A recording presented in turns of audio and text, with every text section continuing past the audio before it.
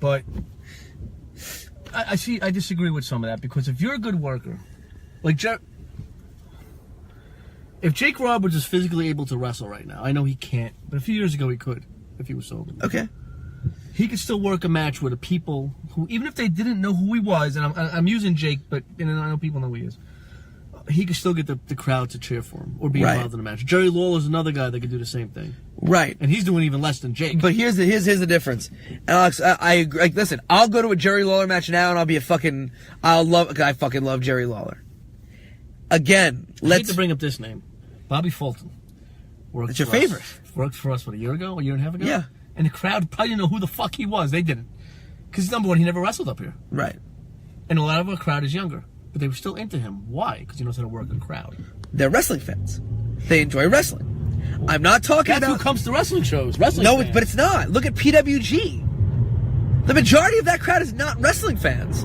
The people who buy...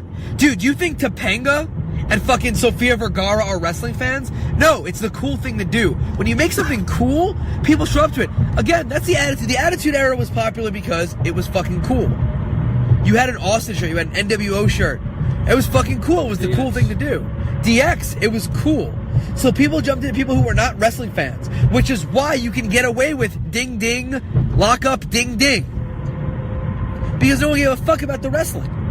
They wanted to see Mae Young give birth to a hand. They did not give a flying fuck. It wasn't about the wrestling. And that's, again, PWG, it's the experience going this way. Going to the show, seeing the ridiculous high spots, seeing the athleticism. It's like fucking weird competitive Cirque du Soleil, if that makes sense to anybody. Yeah, Juba said, I went to a monster truck rally once, I'm not a monster truck fan.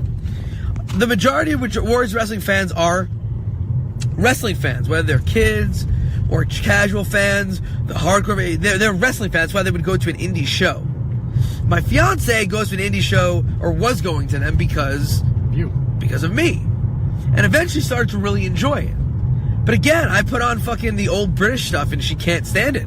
I love that. I fucking worship fucking Jimmy Breaks and fucking Roll Up Rock, bad motherfucker.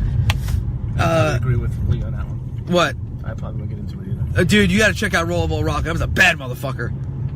Well, you're a big Japanese fan. I'm not. You're not a big Lucha Libre fan. I prefer that. No, I love Lucha Libre. Love Lucha Libre. It's, again, there's different flavors of ice cream. There's different, ways to appreciate art.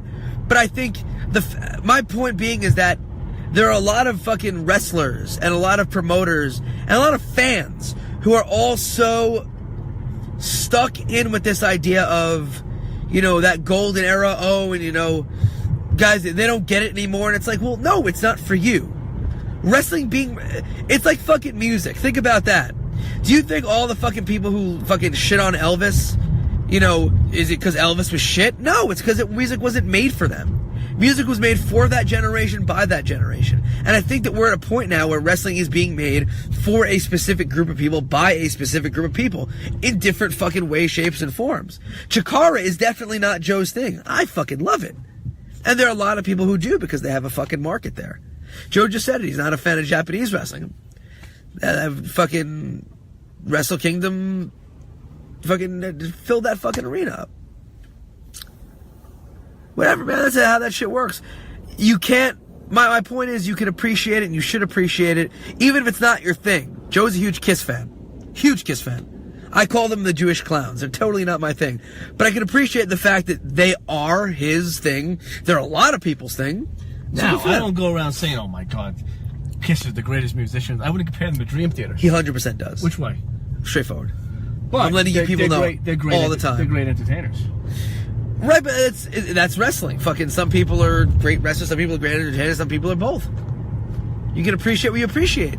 Dude, so all these fucking people on the internet who, again, all have an opinion because it's the internet. Straightforward.